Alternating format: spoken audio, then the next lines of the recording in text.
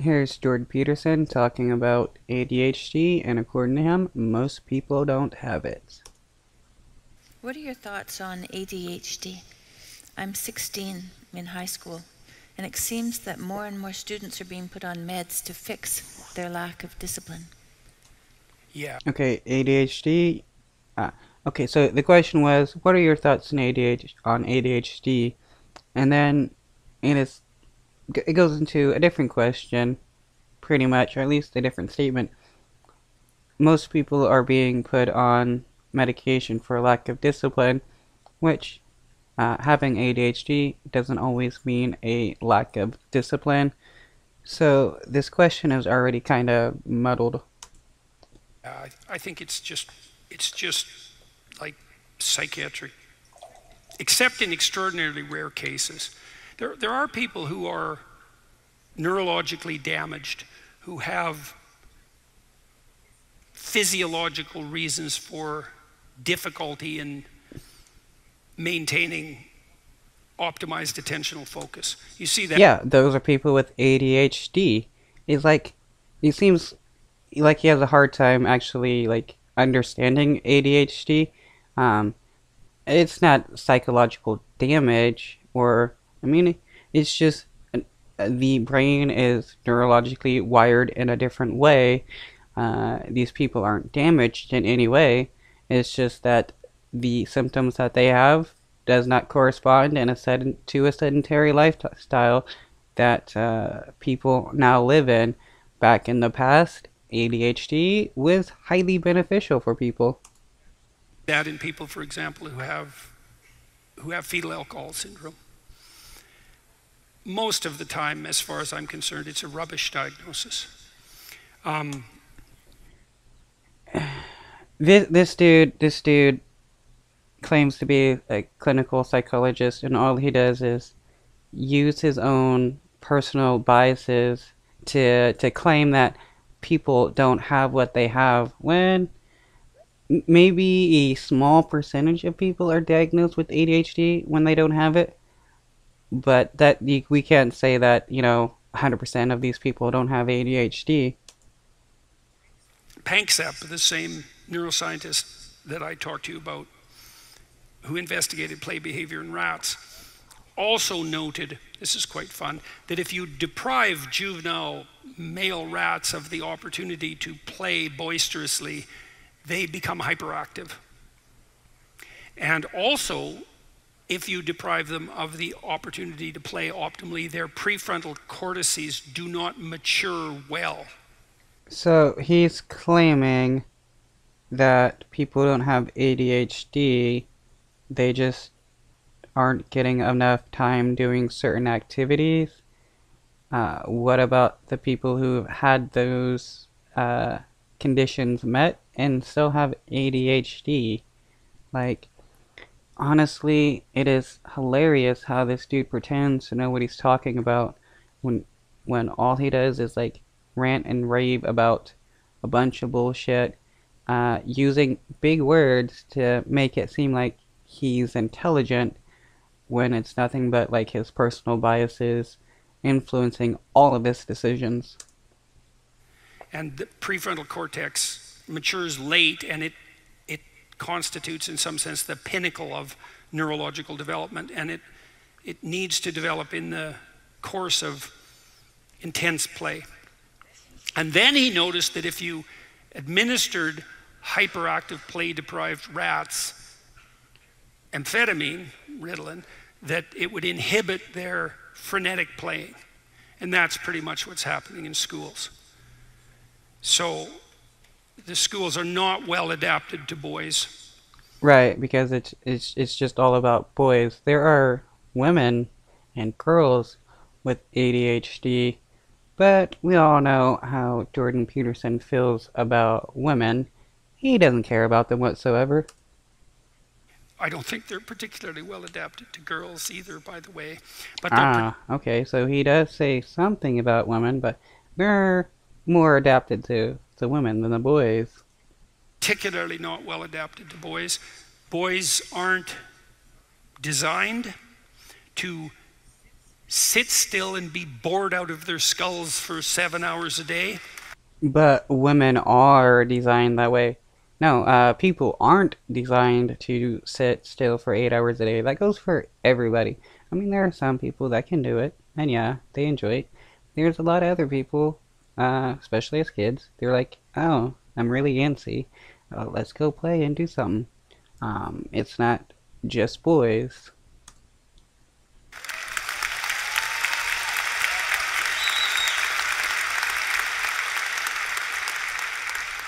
And there are boys with particular temperaments who are even less inclined to be able to do that. So, for example, if you're extroverted, highly social, possessed by a fair bit of enthusiasm and positive emotion, then you're going to appear more hyperactive. If you're creative, then your attention is going to be fragmented in some sense by the multiplicity of your interests. So if you're creative and extroverted, then you have both of those working against you in terms of your quiescent adaptation to the school environment. If you're disagreeable, which is also more likely if you're male, then you're quite likely to push back against what you see as stupid, arbitrary rules. Okay, but if you're a disagreeable lady, you get insulted. If you're a guy and you're disagreeable, you're just considered brave or courageous or confident. And so we know perfectly well, for example, that attention deficit disorder overlaps with childhood conduct disorder and antisocial behavior. And I'm not saying that all children diagnosed with hyperactivity are conduct disordered. I'm saying that more aggressive boys tend to manifest symptoms that sometimes tilt them towards juvenile criminality and sometimes tilt them towards attention deficit disorder and hyperactivity. Wait a minute, let me go back. Tend to manifest symptoms that sometimes tilt them towards juvenile criminality and sometimes tilt them towards attention deficit disorder and hyperactivity. So, I mean, yeah, it all depends on like the environment, and I mean, both of them will have hyperactivity disorder. Yeah, disorders will overlap. There's comorbid disorders where, you know, people have multiple disorders, and yeah, symptoms will overlap. But both people will have, you know, can have ADHD, and one, you know, become more criminal while the other doesn't. That also depends on like home environment, community environment, and the such. But it's partly their somewhat rebellious temperament. And so if you're disagreeable and extroverted and creative, then, well, then why wouldn't you be hyperactive? Because that's not the case. People aren't being diagnosed with ADHD because they're disagreeable and creative. They're being diagnosed with ADHD because they fit a certain criteria of symptoms that they have, and that shows that they have ADHD. It's like saying, oh, this person doesn't have Tourette syndrome. They just have a bunch of energy that they need to release, and if they released it, they would be perfectly fine. No, that doesn't like fix anything.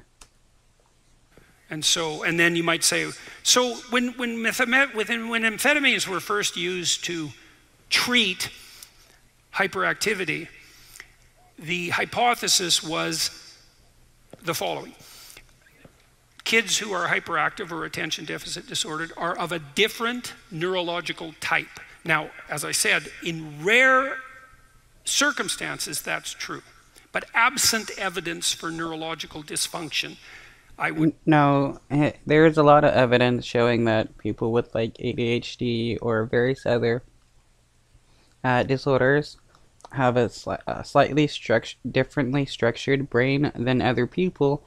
Some parts of the brain are more active while other parts are has decreased activity. and this is why these symptoms manifest. Would hesitate to make that presumption. The run-of-the-mill hyperactive boy, if you put him on amphetamines, Ritalin, his attentional focus improves. Now, the original hypothesis was that's because these abnormally neurologically structured hyperactive boys have a paradoxical reaction to amphetamine administration. It calms them down, whereas with normal people, they become more stimulated. Yeah, and that's been proven with a lot of studies, and personal anecdotes by people. Yeah, they have ADHD, they're hyperactive, their brain is scattered, but when they take certain medications, that medication activates various neurochemicals in the brain, producing more, allowing them to focus better. Okay, there's a word for that theory, and the word is wrong. Okay, so more intelligent and differentiated analysis has indicated that if you give any child amphetamines, the grip of what they're attending to is stronger. So all children are calmed down by stimulants perversely. No, not all children. He wants to lie about that. Nobody has said all children. There's just those that show certain symptoms and those that show a beneficial effect from the medications will have better focus and attention because their brain is normally unfocused and scattered, and the medication helps bring and activate certain neurochemicals to help them focus. Jordan Peterson wants to claim that, like, society is claiming that all kids are ADHD or all adults have ADHD, when that is obviously not the case. Because the psychomotor stimulant, which is a dopamine agonist, which activates the focal exploratory system, does increase the capacity for focal attention. But it does that with all children, and so a positive reaction to amphetamine in relationship to attentional focus is no indication whatsoever, even in the most minute manner, that the diagnosis was correct. He even said that some people have one effect from amphetamines, while those who are shown to have ADHD have a different effect. But now he wants to claim that's, like, not true. I mean, that's what we see in reality. Jordan Peterson loves to claim like he's all about, like, science and stuff. Pretends that, like, his clinical psychologist degree backs him up, but he's never about the science. It's all about what he feels, what he thinks, and how he has decided reality should be. And so I don't buy it, except in these rare cases, is that we use amphetamines to conveniently modify the behavior of bored boys because we're too stupid to construct our education systems in a manner that doesn't drive them mad. Yeah, society truly hates bored boys, which is why society has pretended these people have and are showing certain symptoms and medication that works, because hey, it's all about destroying bored boys.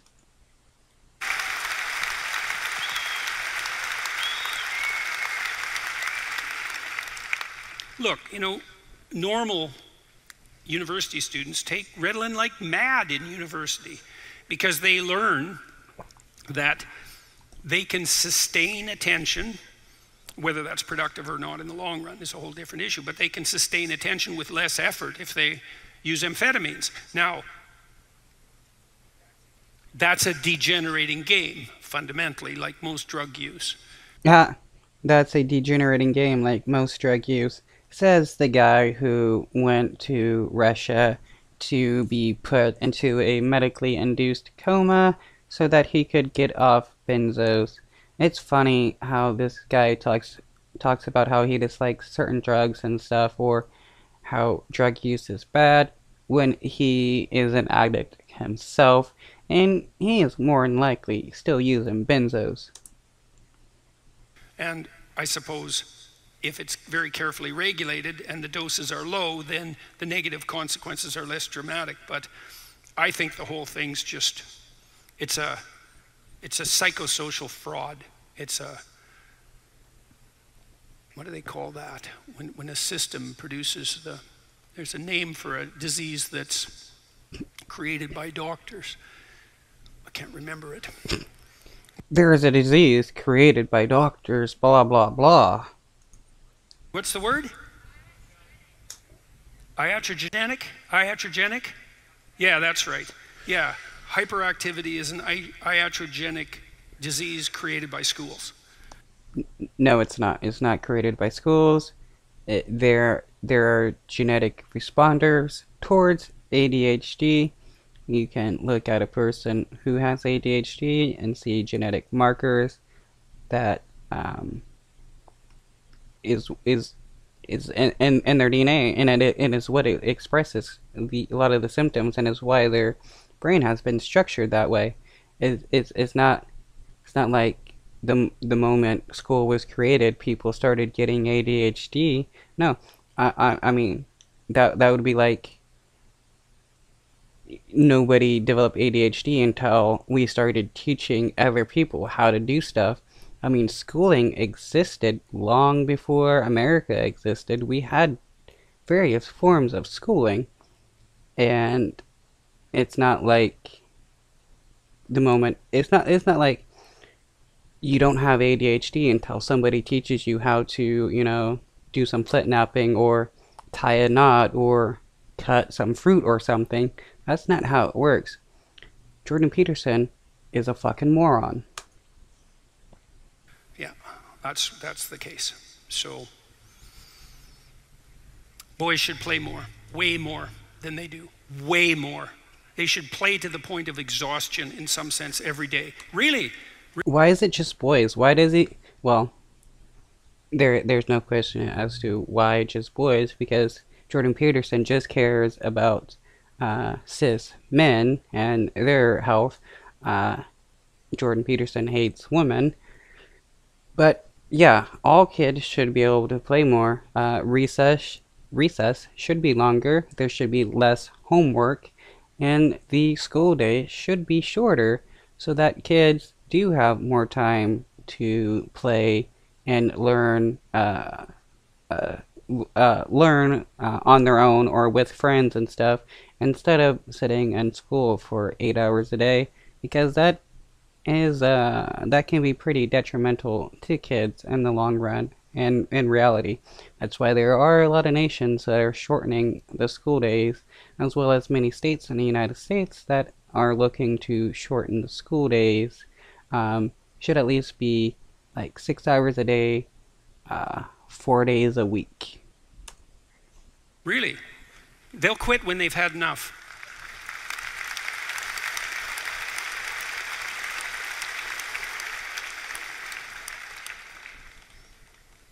One more question. One more question.